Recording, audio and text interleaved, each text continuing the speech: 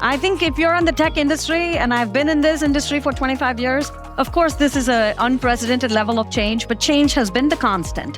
And you just have to thrive in it. I'm like a kid in the candy store right now, looking at all of the new ways in which we can help customers. And so you have to embrace it. And when people around you see that you're excited about it and you are learning, you are answering questions. For what's really, it's really interesting. You said kid in the candy store. Yeah. Actually, for me, that's the bar. Like, sometimes people get mad when I say this, especially when I talk to product teams or engineering teams. If they're not saying this is the kid in the candy store age, you have the wrong team. Yes. They should be excited. They should be going home at night and screwing around and coming up with, they should be doing internal hackathons, even though you haven't had one in 5 years. They should be like, finally some cool stuff I can do. If you're not seeing that, it's brutal, but you got the wrong team. The last 5 years were boring. Boring. Like, we were doing the same playbook and we were trying to push the same exactly. So if you don't feel that, it was interesting that even Yamini said it, like, that's a sign.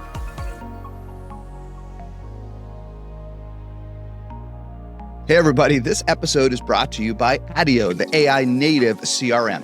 Just connect your email and Adio instantly builds a powerful CRM with every company contact and interaction you've ever had. Get 15% off your first year. That's 15% off your first year at attio.com/SaaStr. That's adio.com/SaaStr.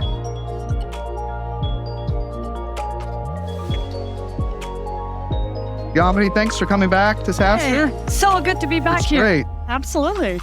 So I couldn't think of anyone actually better to tie to that opener in terms of everything that's changing. I mean, if we look at the public SaaS companies that are like classic-ish B2B, no one's doing much better than HubSpot, but so much change, right? So much change. So much change. So I want to get into that. First of all, who in the audience is a HubSpot customer?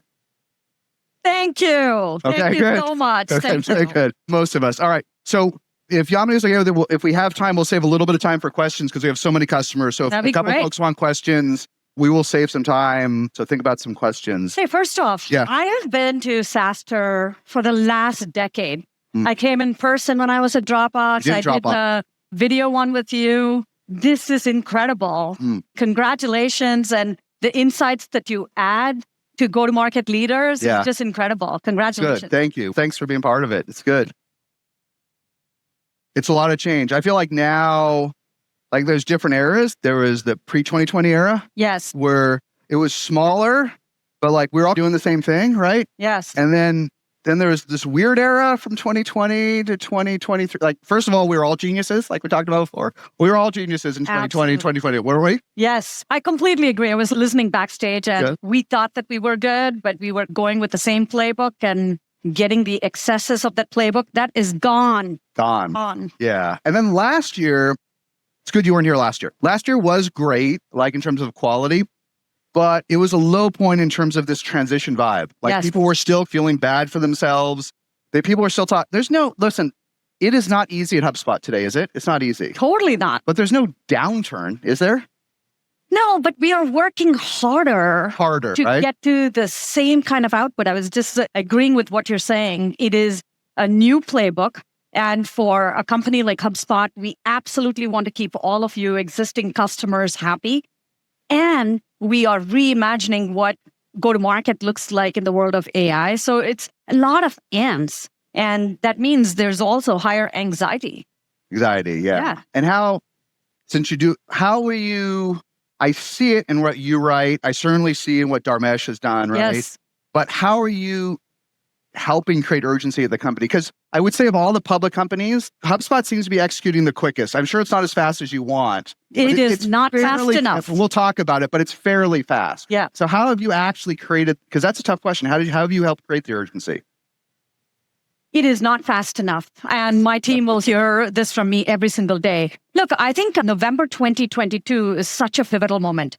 AI was there before. Generative AI was there before. But November 2022 showed us that you can now interact in a very different way with technology and get more done. And so for us, coming into 2023, we just finished the annual planning process.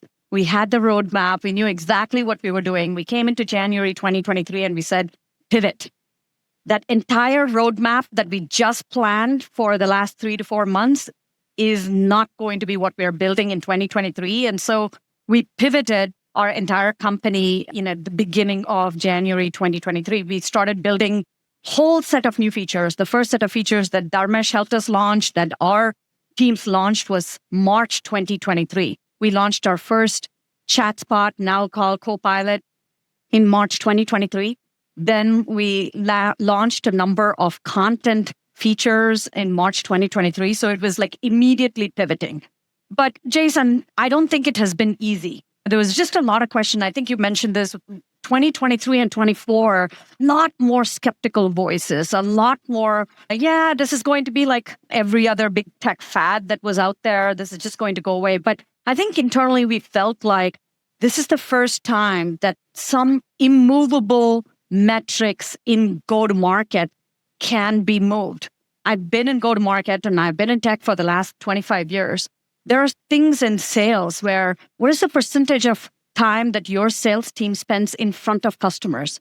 I want you to think about this number, because this number has been 25% to 35% for more than a couple of decades. We've not been able to move the time we spend in front of customers because we are trying to do all these administrative tasks.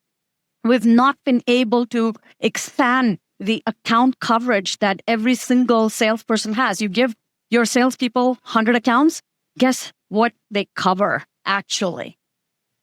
Maybe 40. They cover 40 out of 100. 40% of the accounts get better coverage. So there have been these key metrics in go-to-market that we've not been able to move, that AI is now going to help us move. And so for us, it has been just pivoting towards that. And I would say that it comes from the top. One of the reasons, like I do a 5-minute video for our entire company. We call it a weekly wrap, and I send it out every Friday. And I'm demoing how I'm using AI, and I'm demoing how our teams are using AI. We're talking about where we're getting benefit, where we are seeing real customer value. And so it has to come from the top. So those of you who are leading organizations, go-to-market teams, your founders, you have to lead from the front, and you have to believe that there is value for your customers, and you have to be able to showcase that value for customers. Yeah. I've got a few things I want to dig in on it, but when we were chatting before, when we were catching up, I might have misquoted you, so reframe it. But you said something to me that I've seen, but I still thought it was fairly stunning, which was that on product development side, on coding, yes, because of you using tools like Cursor and others, whatever the suite is, it almost doesn't matter. You now almost have too much product to ship into production, right? Is it that different than a year ago? I might be slightly misquoting you, but it was dramatically higher output of product. So I completely agree with what you said just a little bit earlier, which is coding and support. Yeah. These two use cases have found product market fit with AI. No question. We're not going back. If you're not doing it, you're already behind. I think coding and support are done, right? Yeah. Like we know that there is product market fit.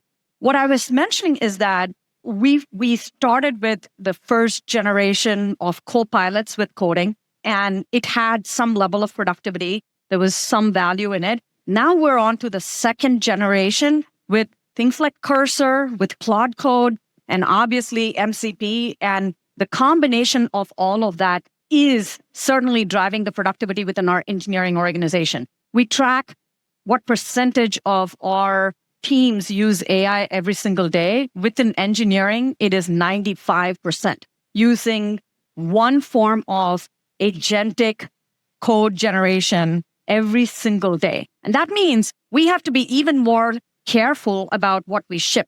It's not just the velocity of shipping something as new features. It is what is the value. Everything in this age, and we'll talk about this, but the business model is changing. It's not like what product you shipped and how much you can get for that product. It is where is their value and how much work is getting done because of AI. And we're becoming even more focused on usage and value that we generate through all of those development efforts. Yeah. And let's just talk about support for a minute, because you said it, but not everyone really understands why it's working. Yeah. But people don't understand how good it is now with AI. Yeah. Typically, tell me what metrics you've seen, but typically what I've seen is a good AI in support it does have to be trained.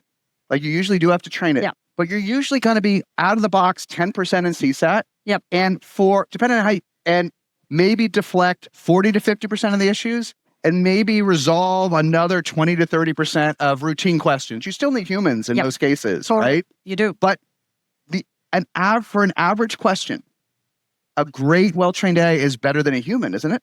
Here's what we have seen. Yeah, what have you seen? And maybe why is support a great use case?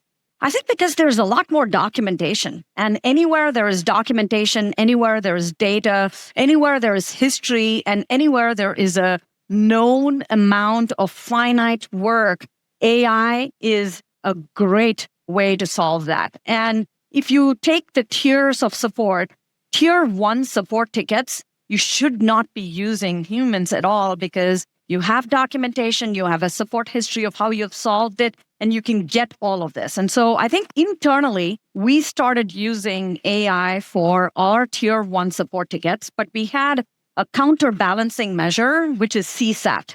So you can't solve tickets with AI without knowing that you're maintaining or improving your customer satisfaction. So those two metrics go hand in hand for us. And internally, we've gotten it close to 45% solved with AI.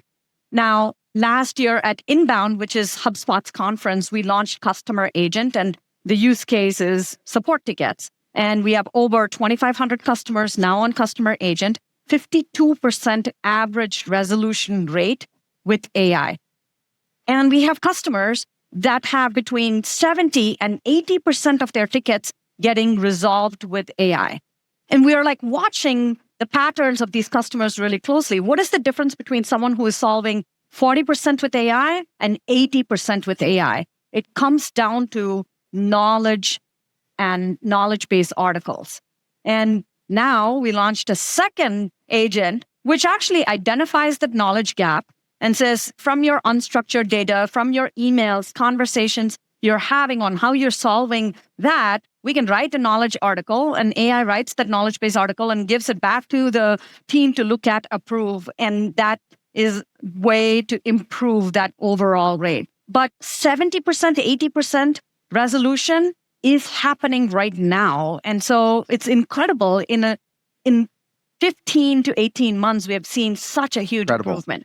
And I probably should know this, but how much training, how much time does it take me to get there in HubSpot? Like, is it an hour, 2 hours? Is it doing an extra hour a week? Like it's not zero, is it? It's not zero. And it really starts with having well-documented knowledge bases and history.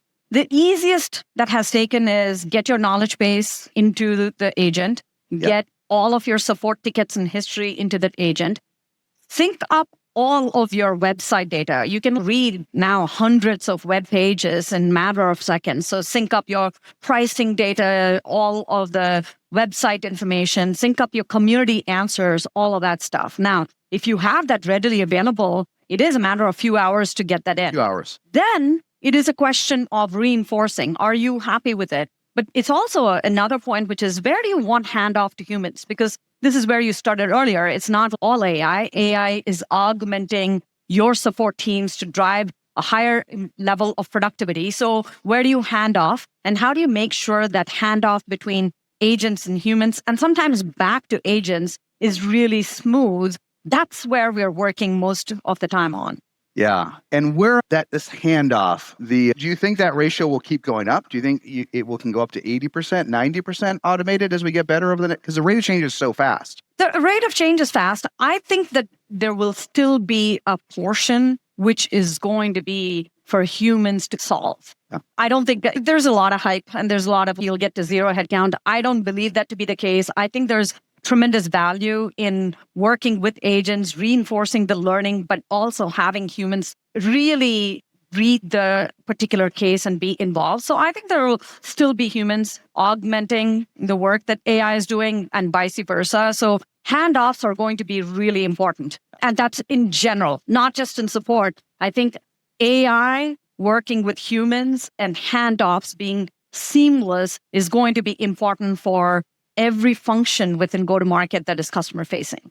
And I want to dig into some HubSpot AI stuff. I have some slides next. Yeah. But let me ask you, since you're running the leading company that does all of this, I don't know if you heard the story I gave backstage. Yeah.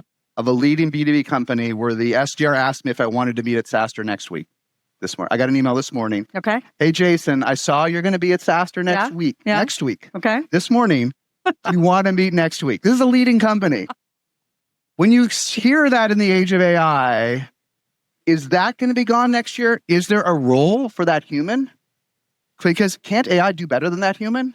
Do we even need that type of pretty low performing knowledge professor? Like, how do you react managing an organization that in general and with like, how do you react to that? That's someone that's got a sales background. That is egregious. I hope it's not from HubSpot. But I could tell you 3 other stories because people ask me, Jason, why does this always happen to you? Yeah. People ask, but you could do it too. It's just because I know. Yes. I don't enjoy it. But when I get that email, I have a little fun with it. I make it a case study. I'm not going to put the vendor. Absolutely. But it happens every week. I get an email like this. So how's it going to change with AI? Look, the biggest change that's happening is that you have to do more to get your customers and prospects to pay attention to you. There's just an explosion of content. There's an explosion of emails. There's an explosion of outreach. And how are you going to cut through that noise? Not by, first of all, if you have like egregiously wrong information like, oh, your conference is next week, then you're out. Like you don't even get 10 seconds in that email and you become a case study for what not to do. But then it becomes what does it actually take for a CEO like you to open that email and to engage? It better be exceptionally targeted. It better be personal, not personalized. We've been talking about personalization for a very long time, which is you segment your customers, you take your customers and you personalize your data and send it to everybody in that segment. That doesn't cut it anymore. Right? Yeah. It needs to be personal. It needs to be, Jason, here are the 4 posts that you did. Here is why I can help you with this single problem that you have. And let me get 10 minutes with you. Yeah. I sometimes get, and I was telling our sales team yesterday that in the last 2 weeks, I've gotten 2 videos. And they were personal videos. And they were, I don't know if it was AI generated or not. And it actually didn't matter. But they actually said something very specific about what I talked in the earnings 2 weeks ago and how they can specifically help. That caught my attention. So I think junk and irrelevant content and both humans and agents not doing their job is not going to cut through. But humans and agents doing their job, understanding your very specific context and sending you a personal message is what will cut through. And we are going through that massive transition. Yeah. It's not volume of content. It is really how personal it is that is going to drive conversion. It's almost like we have to readjust all of our scorecards. It's not, we've gotten used to in the old playbook, increase the volume of leads, increase the amount of pipeline, increase everything. And it's been this focus on volume. It really needs to be focused on conversion because the volume is exploding. Now it is all about how do you convert and how can you be very relevant, very personal so that you can make that connection. That is what AI is going to help us do. It has to be personal. A minor thing, I'm curious your thought. I've seen this. So sometimes we still get these like SaaStr next week, right? There's another thing I'm curious where you think it'll go. Or actually what I'm seeing now is great first email, terrible second one. Yeah. The first one's AI. Yeah. I saw on the earnings call, HubSpot's doing this, but I saw you have this one issue around personalization of this. We've got a back-end solution with our AI and it's great. And then you're like, great, tell me, can I do this? And then I get the worst email after that. Because all the steps have to be S tier now to get the attention, don't they? I think the question becomes, how is there a handoff? Is the second email written by a human? And probably. So I think throughout the journey, you now have the ability to know what your prospect wants, what your customer needs, what the last conversation was. If you got that first email answered, what was the very specific point that they were interested in? How can you go deeper? I started in the industry in sales more than 20 years ago at this company called Siebel. This was the original CRM company.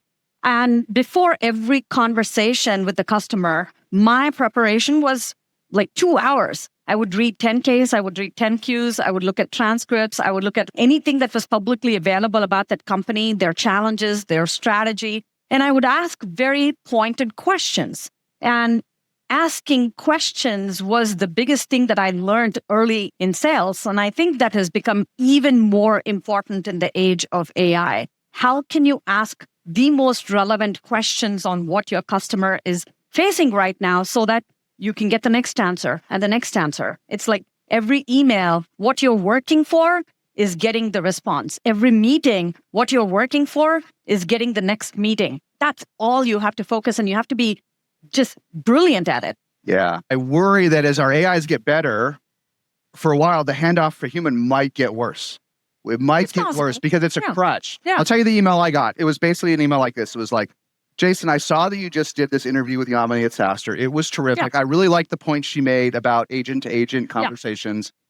I have a way to create your entire podcast automation for you. I can create the clip. I can redo it. I can do everything your team's doing. I can automate it for you. Here are the 3 folks I've done it for you.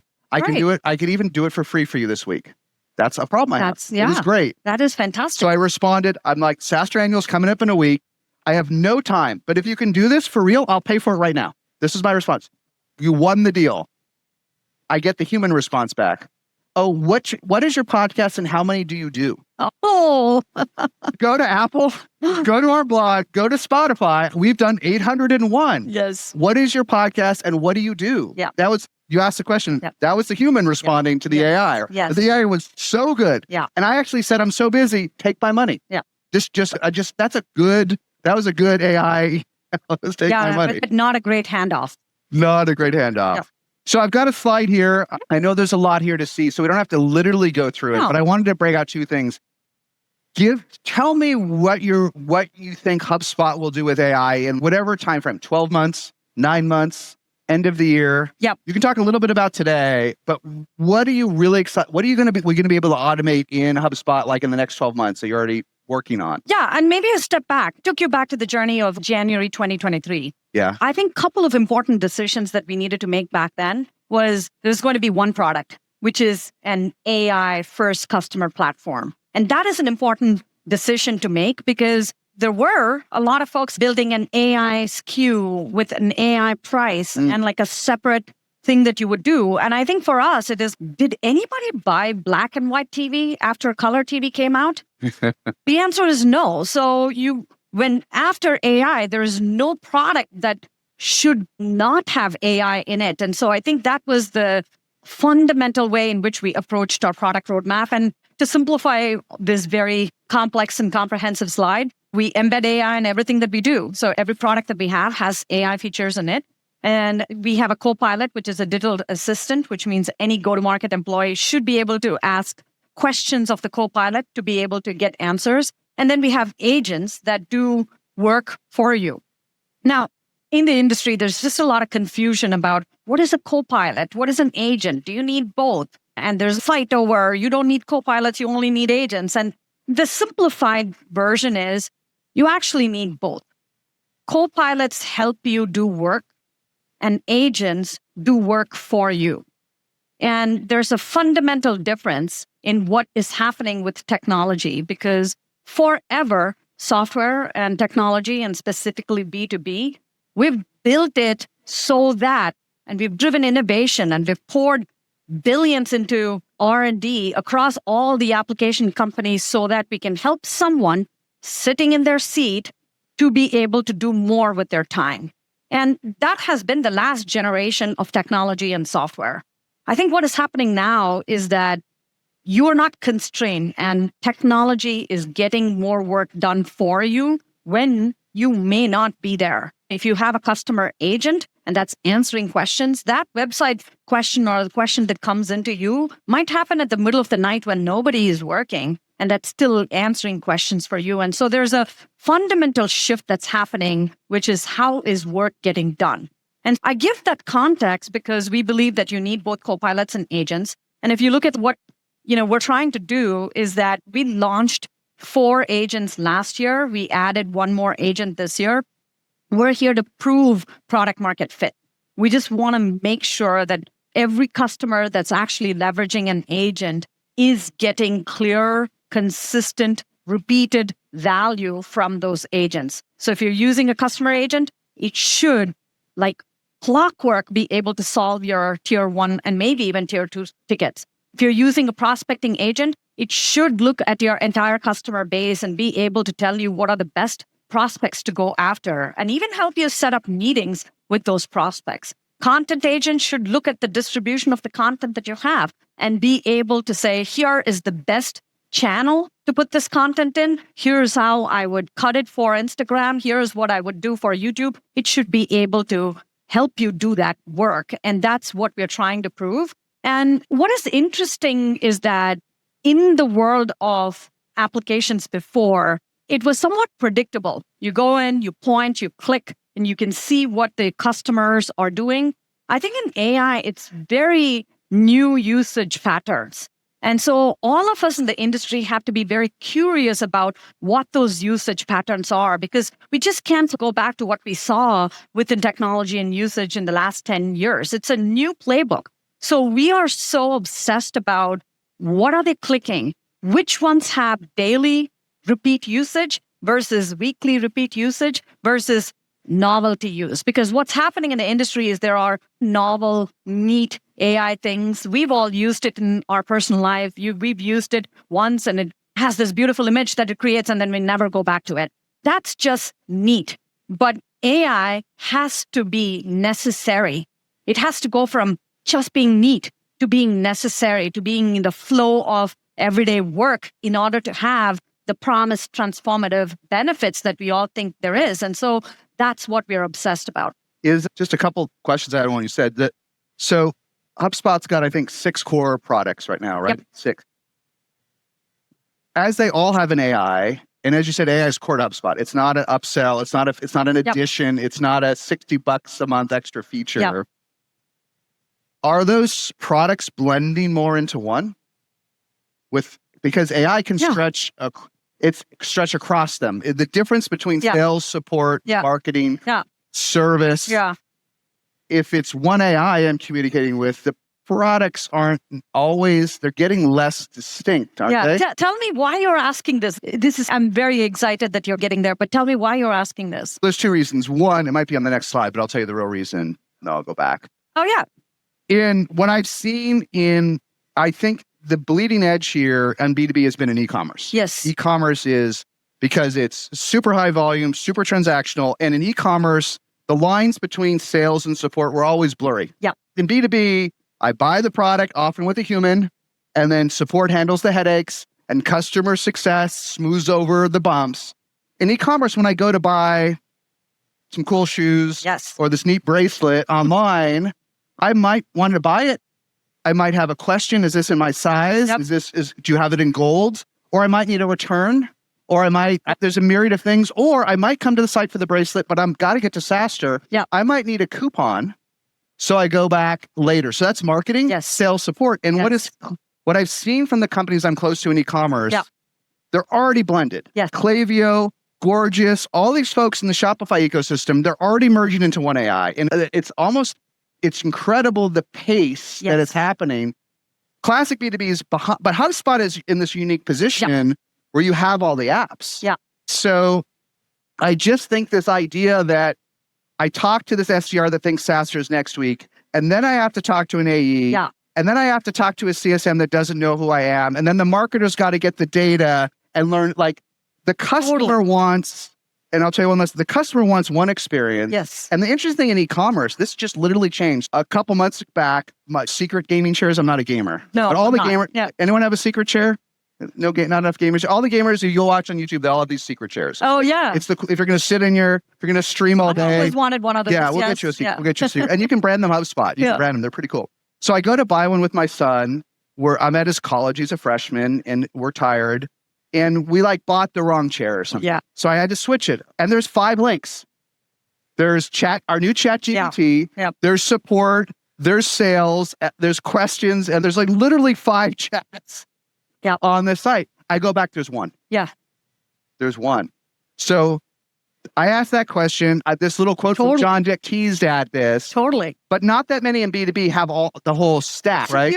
I'm so excited that you're going here because I think 2 things are happening. One is that the usage patterns are creating a blur of lines between the different functions in B2B, just like it created in B2C and like other places. And this is exactly right. Like we launched our customer agent and we were specifically thinking about the support use case. And we're obsessively watching like how are customers using this agent and what is the daily usage patterns. And what is interesting is that they're not only, when someone is using a customer support agent, they're also asking about pricing questions. They're also asking about the next event that is getting thrown, the next webinar that you can attend. And so for them, it's not, oh, this is a service product and I now can only ask questions about a ticket. It is, I'm your customer and I have questions. That's it.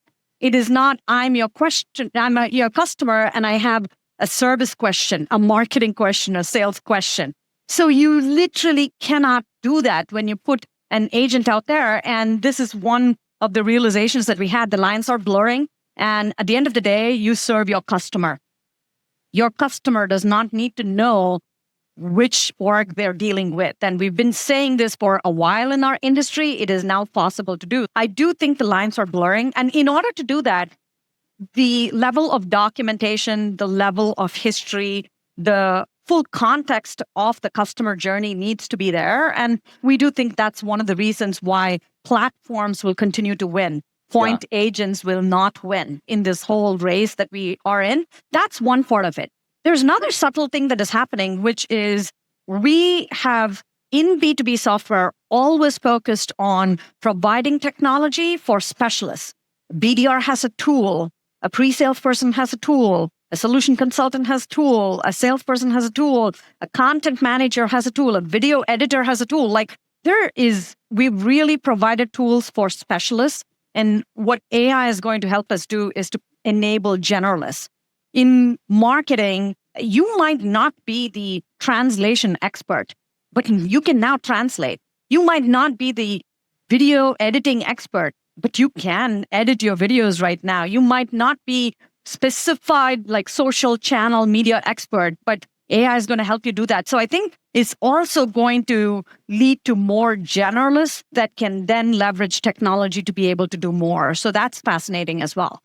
Yeah, maybe just two thoughts. One about HubSpot and then more about John's insight here, your insight. But I also think if I'm thinking like 2024, 2023, everyone here's a HubSpot customer, but maybe some is for their old school, they're just marketing. Maybe a lot are just CRM because HubSpot owns CRM for this community. But maybe in 2024, I might use 2 vendors or 3 vendors.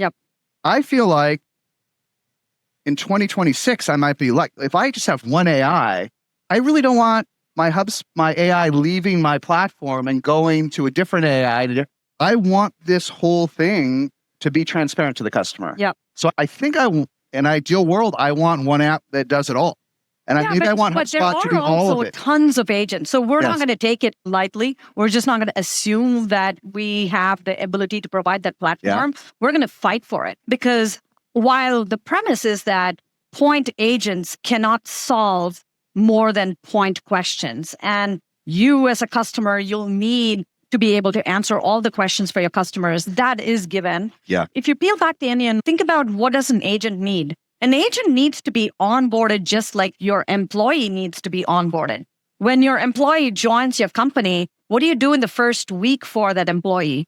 You provide your products, your ideal customer profile, your brand voice, your tone, your competitive differentiation, your value proposition. You're actually training your employee with all of that context so that the employee can contribute meaningfully to your organization. That's the same thing that's happening with agents. When you onboard an agent, you provide the same thing: your brand, your tone, your knowledge base articles, your history, your ideal customer profiles. And when you do that with the most exhaustive and unified set of data, then your agents can actually perform better. And so you really have to start thinking about what is this required to leverage AI. It is more unified data. It is data across your entire customer journey, and it's context about you, your company. I prompt crazy, and I'm spending time on Claude. I'm spending time on ChatGPT, and I probably do tens of prompts, but I have a generic one, which is, this is my role. This is what I do for HubSpot. This is our company. This is our customers. Now I have a question for you. Like that first part of the prompt, I'm just going to assume anytime I prompt, that's there as part of my prompt. And then I write the second part of the prompt, which is a more specific question. And your applications need to do the same thing. You shouldn't have to give that context every time you use an agent. It should just be available for you. And that is the difference. Yeah. And just for folks that maybe are behind here, this point that I highlighted, Yamini already brought it up, but the team started using it beyond service is pretty profound. Yep. Our own little AI, 140,000 chats. Yeah. It was just, I thought people would ask about what Yamini said when she was at Dropbox. They've reviewed hundreds of VC pitches, hundreds of board sections. They've written SDR pitches. There've been a lot of therapy sessions with Digital Jason about their business slowing down. There've been a lot of conversations about whether they should fire a CRO or a CMO. And our AI, which I didn't know, our AI closed one sponsor here. That's amazing.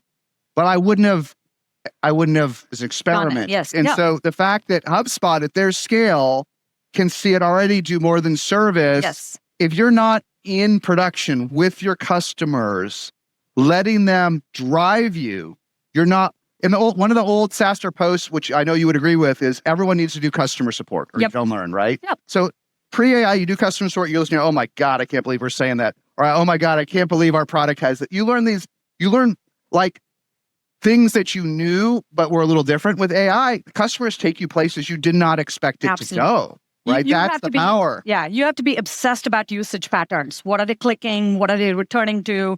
And then we are constantly sifting between neat and necessary. Yeah. Daily usage and one-time use. And that's the pattern that you have to really follow. This whole thing of every company needs a website, every company now needs an agent. Here's the thing. What was happening in the previous generation is you search and then you click and then you consume information. That is the pattern that as an industry that we're using, that we've used for the last couple of decades. Search is gone. We're not just searching to get the information anymore. AI overviews are actually providing answers. So waiting for search to lead traffic to your website is gone. And that is one thing. The other pattern that is emerging is that it is not search, click, and consume. It is have a conversation. That is the new pattern. And so we're now in this mode of a completely different pattern, which is all about ask a question and get an answer. You're not pointing, clicking, searching, consuming. You're just asking a question in your natural language and getting an answer. And that's a huge paradigm shift. And that means a lot of things in go-to-market has to change based on that. It is a huge. I was actually the reason I put the slide up is the bottom part, but now I get the top part much better, right? Which is the whole idea of a website is somewhat dated, right? Yes. The website now is a carrier, a vehicle to interact with. We can call it an agent. The terms agent have one. I like to just call it an AI. Yeah. It is a carrier so that I can talk to an AI. Yes. In a variety of vehicles, prospect, customer, user, and have it do things. I don't know everything that you're getting here, but if your website is a static website with a dated chat for research, you're falling rapidly behind. Everyone wants to talk to their documents, to their vendors. They just want to talk to these things. Exactly. That's the shift. Yeah, it's a big shift. I think the interesting thing is, the other thing I learned from our AI, not to get on a tangent because I do want to at least talk about partners before we run out of time, even though it's not AI, is why does our AI work so well at SaaStr? And I guess this is an obvious point, and some people make fun of it because it's a conceit, but when they're talking to me, if you have, I don't know if you have a Yamini AI like Brian does, but if you put one on the HubSpot website, right? Not everyone knows who the CEO of HubSpot is. Honestly, you have 260,000 customers, and a lot of them know they will talk to you. Yeah. And because they'll talk to you or me, the prompts are inherently different. Yep. They're specific because they've been reading SaaStr for 12 years. Jason, I know you did this thing at SaaStr Annual with Yamini last week, and you talked about how we have to motivate the team. I've got a CRO who's angry and yelling at me that she doesn't want, that inherently creates the right prompt. Yeah. I don't even know if we should be prompt experts in a year, should we? I still think there is benefit in that. I don't think everything is going to be so obvious and easy that the conversation that you and I have is going to replicate itself. I do think that you have to be decent at writing the context for the prompt and being good at prompting. I don't think it's going away. It's asking a lot for a customer, though, isn't it? It is. To become It is. Yeah. All right, we hit the fascinating. Yep. All right, we come back to AI with the questions, but I know AI is really exciting. Okay. But this one, in terms of helping folks learn, I find so many founders do not understand partners and indirect sales. I know. Many partners. I was literally catching up with an up-and-coming VP of sales I know who just washed out at a company of $30 million. Yeah. And I said to him, what happened? I know you. I would recommend you in a heartbeat. He went into an environment that was 60% indirect, 40% direct. He only ran outbound, talked to the customers myself, was pretty good at it. And what happens when it's 40% of your revenue? Revenue declined. Exactly. Right? Even though that 40%, I bet he tilted the curve, right? Yeah. Look, I think that as an industry, we got fascinated with product-led growth. Yeah. To the point where we solve everything with product-led growth. And that is not the case in go-to-market. There is a sales team and how you actually bring them to the most productive use. There is a whole partner ecosystem. And then, of course, there's product-led growth. And for HubSpot, 40% of our ARR has been influenced by partners. That is, either they are bringing us leads or they are co-selling with our sales team and helping them close. Those two are what we call as influenced. And if there are HubSpot partners here, thank you, because we love having you in the ecosystem. And it's been a great journey to, one, we've had that 40% from the time that we were like 100 million to now we're close to 3 billion in ARR. We've had partners be part of that. Scaled. And it stayed 40%. Yeah. So they've scaled. And in the old days, a lot of these were agencies or smaller shops. Yes. That ratio has probably changed. Yes. Who they are. Yes, right? Absolutely. So the couple of big transformations that have happened within our partner ecosystem, most of our partners, we have about 7,000 partners, and most of them started as agencies, marketing agencies, building websites, and it was great. Then as we started expanding from marketing to sales to service to content and building an entire platform, we went to our ecosystem and we said, look, this is the journey that we are on. We're going from an app to a suite to a platform and now to an AI-powered platform. So come on this journey. And we've spent a lot of time talking to them about their journey. And many of them, it's just one of the most fulfilling things for me to see. Many of them have transformed what their organizations were to now become CRM implementers and AI-powered CRM implementers. That's one part of the journey. The other part of the journey was when we got started, we were really focused on SMB, and most of our customers were 100, 200-person companies. Now we've gone north of that. We're serving customers with 1,000, 2,000, sometimes 3,000 employees, and our partners have gone on that upmarket journey with us, and they've done a wonderful job. And it requires a lot of focus. It requires creating vibrant ecosystem where there's support, and it's been just this wonderful journey, and that's why you see these numbers out here. Yeah, I think what folks might not realize is that we talked in the opener about moats versus momentum. Yeah. Maybe it's changed today, but at least in the past, most HubSpot partners only work on HubSpot. Yeah, it still is. If the customer goes to the partner or the agency, they're not going to look at 3 vendors because, listen, I need help with my CRM. I need help with my marketing. We'll help you. We deploy HubSpot. Yep. So it is, not only if you ignore partners, do you maybe lose 40 to 50% of your revenue? Yep. But it's super hard to compete when they're HubSpot, like web buyers can, if they have the energy, they can evaluate 100 vendors. Yep. Really, it's 2 or 3? Yeah. But with partners, it's just one, isn't it? Yeah. How many of them sell 11 other competitors? None. 70% of our partners are focused very specifically on HubSpot. Yeah. And it's a huge moat. There are moats and there is momentum, and a lot of them are getting disrupted. But I do think having a great partner ecosystem is a very good moat. Yeah. Whatever you do as founders, at least this direct thing, even if you don't know anything about sales, direct is intuitive. Okay, I gotta email somebody, get on study your ecosystem. Yep. If your ecosystem is in any way partner driven, and you'll see if you go like into security or enterprise, sometimes it's 100%. Yep. Wiz is all partners. Yeah. You want to compete with Wiz and you want to sell direct. And like you just got to lose, but at least calmly study your market, and don't make this mistake. This VP of Sales CRO said, who is obviously didn't study the market. They see like if you don't adapt to these ratios, you're just going to lose. We're not all direct buyers. But all right, thanks. I got more questions, but do you guys have questions? In the last session, Jason said that 20 to 40% of the workforce might not make the cut. Now, this is a tough one for Yamini, but keep going. Yeah. I did say that. Yeah. I was interested in knowing who makes the cut at HubSpot. What skill sets or traits or strengths are you prioritizing for the future for those that remain? Yeah. Curiosity and growth mindset. That's what will make the cut. And I think that I agree with Jason. If you're trying to slow roll AI, if you think that this is going to go away, if you're not investing in yourself and developing a level of AI fluency, then you've pretty much lost the game. And so I think that is what we are focused on within HubSpot. Thank you so much.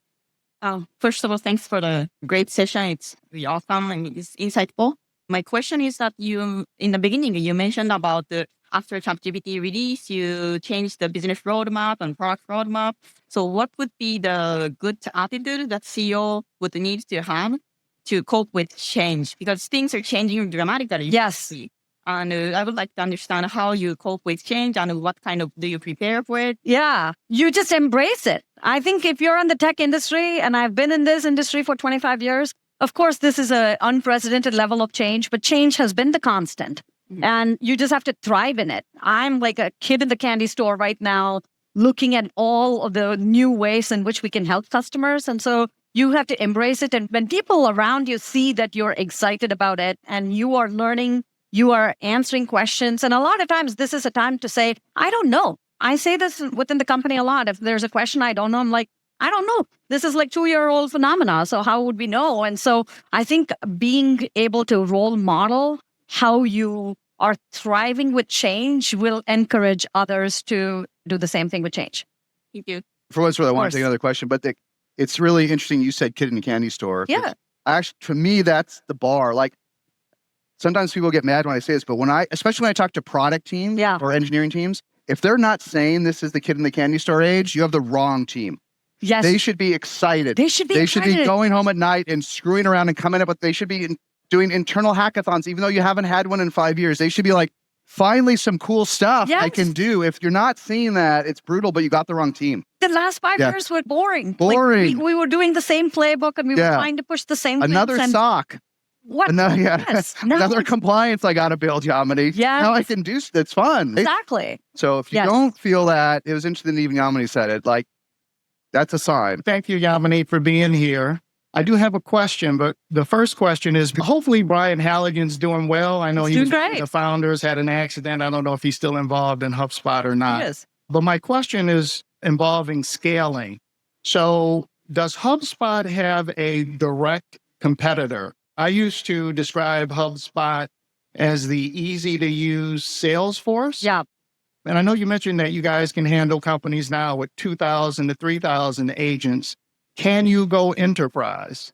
Yeah. So on the first part, thank you for asking about Brian. He's doing great. He's fully recovered. He continues to be involved. He's on our board and he's doing fantastic. And I particularly enjoy having conversations with him and learning from him. So I think that's good. On how we think about the segments that we serve, we really care about ease of use and time to value. And we think that the segment, which is 2 to 2,000 employee segment, which most of us can call it as like a mid-market segment, they've been underserved. They've been underserved because there's like very complex enterprise tools that try to fit into that market, or there's like point solutions that you have to cobble together. And it has been underserved. We focus on that particular segment and we want to serve it really, and we want to be the market leader within that segment. HubSpot runs on HubSpot. We're an 8,500 person company, but that doesn't mean that we want to take our product all the way up to the enterprise. We really want to focus on serving, scaling companies really well. Thank you. Just one follow-up. I have when my epiphany, we did this in 2021, all outdoors out there. Yeah. Pretty funny. Yeah. And that was the first time when I asked this type of question, nobody in 2021 now was migrating off HubSpot. Yep. What I meant in the old school, everyone loved HubSpot, but when HubSpot CRM was early, folks would use it and then graduate to Salesforce. Yeah. Then in 2021, I was like, no one's really doing this now. 3,000, but the folks that are now at that next level, Yeah. you want to stay with them forever, don't you? We can. Yeah. And like I said, HubSpot went on to HubSpot and we've grown and scaled over the last 5 years. We've gone from 4,000 employees to 8,500, and we've continued to scale on HubSpot. So it's not necessarily product scalability, but which focus market do you really want to serve? For And that's sure. where it comes down to. I just literally haven't been, I haven't, it's been years since I've been in some sort of meeting where someone said, we've gotten too big. Yeah. I just don't hear it. Yep. It's just an interesting Thank you, evolution. Jason. Yeah, I just don't hear it. Good. All right. The next time you come to SaaStr, we'll talk about price and brand. It'll be totally different. Thank you Thanks, so everybody. much. Let's give Yamini if they can.